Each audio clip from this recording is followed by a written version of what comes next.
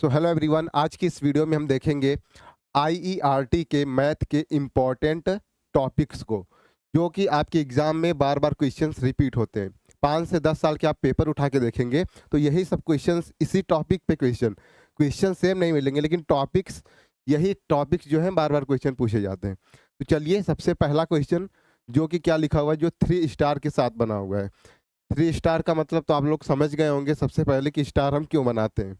पहला क्वेश्चन जो कि क्रैमर रूल से आता है। क्रैमर रूल से एक क्वेश्चन बनना फिक्स है, या तो क्रैमर रूल से बनेगा, मैट्रिक्स या डिटर्मिनेंट, दो चैप्टर से लगभग 10 से 15 नंबर के क्वेश्चन बन जाते हैं। लगभग पासिंग मार्क तो आपका 17 ही है, 10 से 15 मार्क्स के क्वेश्चन इसी से बनेंगे। 15 बना तो ठीक, लेकिन 10 तो बनना फिक्स है कि 10 मार्क्स के क्वेश्चन बनेंगे ही बनेंगे। और दूसरा क्वेश्चन, पहला क्रैमर रूल जो कि डिटर्मिनेंट से क्वेश्चन बनेगा, और दूसरा करस्पॉन्डिंग आइगन वेक्टर्स, जो कि मैट्रिक्स में ये टॉपिक है। डिटर्मिनेंट का टॉपिक बहुत ज़्यादा सिंपल, बहुत ज़्यादा कुछ है नहीं डिटर्मिनेंट में, लेकिन मैट्रिक्स थोड़ी बड़ी है, उसमें 5-6 टॉपिक्स जो हैं कि बार बार क्वेश्चंस रिपीट होते हैं उसके।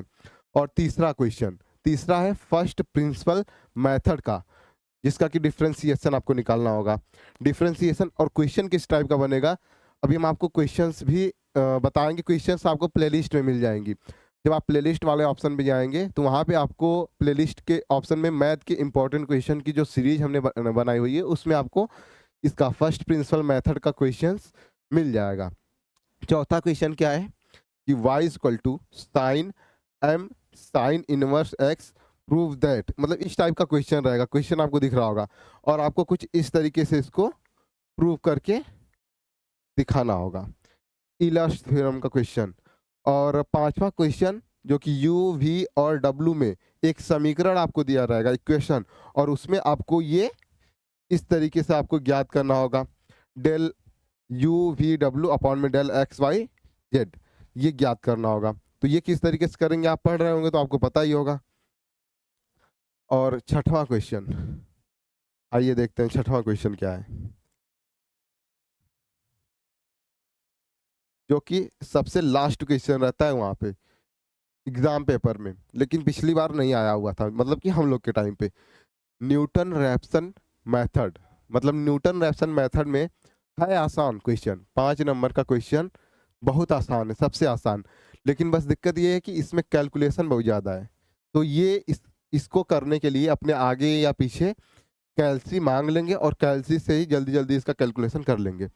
फिर आते हैं 7वें नंबर वाले क्वेश्चन पे, जो कि है कॉम्प्लेक्स नंबर से, और उसमें रियल नंबर और इमेजिनरी नंबर, ये आपको इसमें से अलग करना होगा। ये क्वेश्चन आपको देखने को मिलेगा कॉम्प्लेक्स नंबर से। 8वां क्वेश्चन क्या है, 8वां है संतत तथा अवकलनीयता। संतत से भी क्वेश्चन बनेगा और अवकलनीयता, ये दोनों एक ही में रहेगा, एक ही में 5 नंबर का एक ही क्वेश्चन रहेगा। लगभग 2 पेज आपके इसमें लग जाएंगे करने में। इससे भी एक क्वेश्चन फिक्स है, आता है बार बार। और 9वां क्वेश्चन क्या है कि एनी इक्वेशन, आपको कोई इक्वेशन दिया रहेगा और उससे डी मॉर्वियर थ्योरम से रूट फाइंड करना होगा, जो कि मैंने क्वेश्चन आपको सॉल्यूशन करवाया हुआ है। इंपॉर्टेंट जो मैथ की प्लेलिस्ट है उसमें आपको देखने को इसका क्वेश्चन मिल जाएगा। 10वां कैली हैमिल्टन थ्योरम, इसकी प्रैक्टिस खूब करके जाएंगे। कैली हैमिल्टन थ्योरम से भी क्वेश्चन आता है बार बार। इंपॉर्टेंट क्वेश्चन सब, ये जो टॉपिक्स हैं सब इंपॉर्टेंट है। और ये मैट्रिक्स का क्वेश्चन है, मैट्रिक्स चैप्टर का ये क्वेश्चन है। आते हैं इसके आगे, और 11वां नंबर जो क्वेश्चन है उसको देखते हैं। 11 नंबर जो कि है कंसिस्टेंसी से। और कंसिस्टेंसी बहुत से लोग 3/3 का जो कोटि होता है उसका निकाल के अच्छे से प्रैक्टिस कर लेते हैं, लेकिन 4/4 का कोई नहीं करता।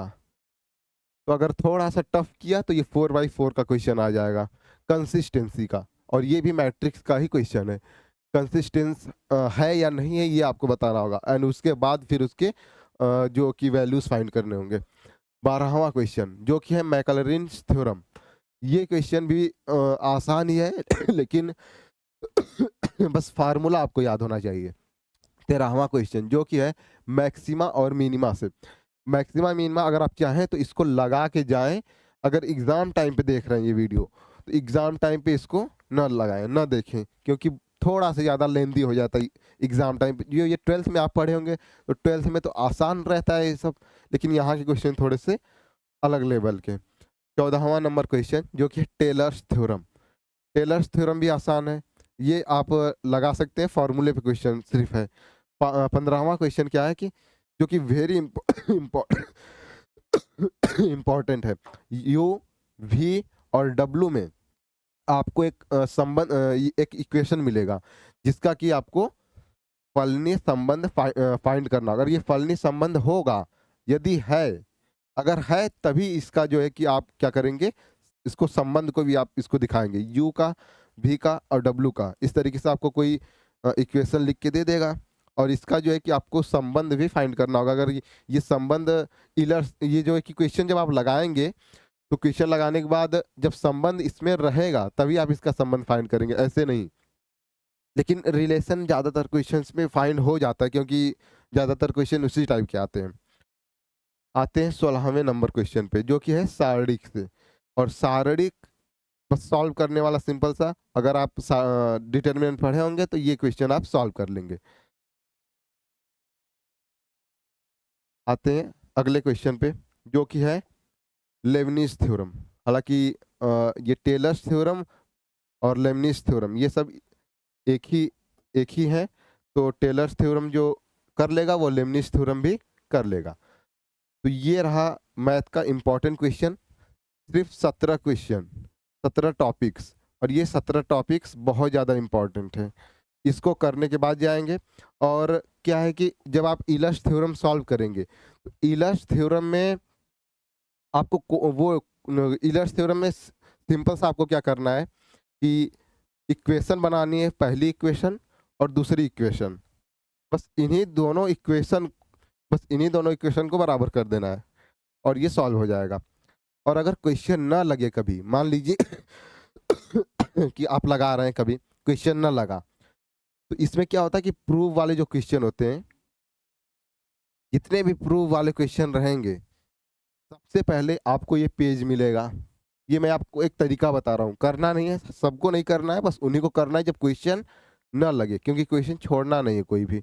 यहाँ पर प्रूफ वाला मैटर लिख देंगे, क्वेश्चन यहाँ से सॉल्व स्टार्ट करेंगे, जितना लाइन सॉल्व हो जाए ठीक, नहीं तो ये यहाँ पर तो प्रूफ वाला तो कर ही लेंगे यहाँ तक, फिर यहाँ से थोड़ा उल्टा आएंगे, फिर क्योंकि सीधा सॉल्व नहीं करेंगे, अब उल्टा सॉल्व करेंगे, फिर उसके बाद जो है कि ये क्वेश्चन हो जाएगा। लगेगा तो नहीं कि रियल है, लेकिन हाँ, जो चेक करेगा एग्जामिनर उनको ये लगेगा कि आपने इसको सॉल्व किया है। तो क्वेश्चन छोड़ना नहीं है, क्योंकि पाना कितना है, सिर्फ 17 नंबर, इतने पे आप पास हो जाएंगे।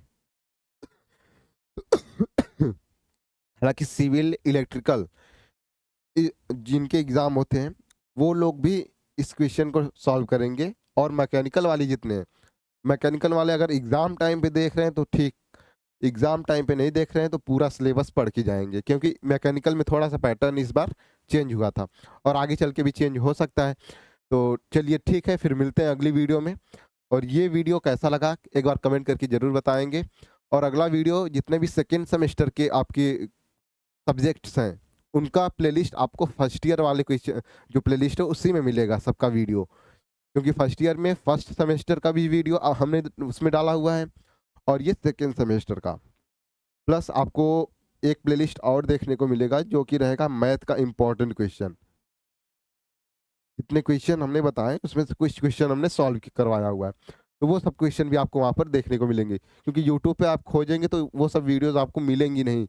जैसे कि फर्स्ट प्रिंसिपल मेथड का क्वेश्चन आपको नहीं मिलेगा, फर्स्ट प्रिंसिपल मेथड का जो क्वेश्चन हमने उसमें बताया हुआ है वो यूट्यूब पे जल्दी आपको मिलेगा नहीं कहीं, तो वो सब क्वेश्चन आप देख लेंगे। तो चलिए फिर मिलते हैं अगली वीडियो में, तब तक के लिए धन्यवाद।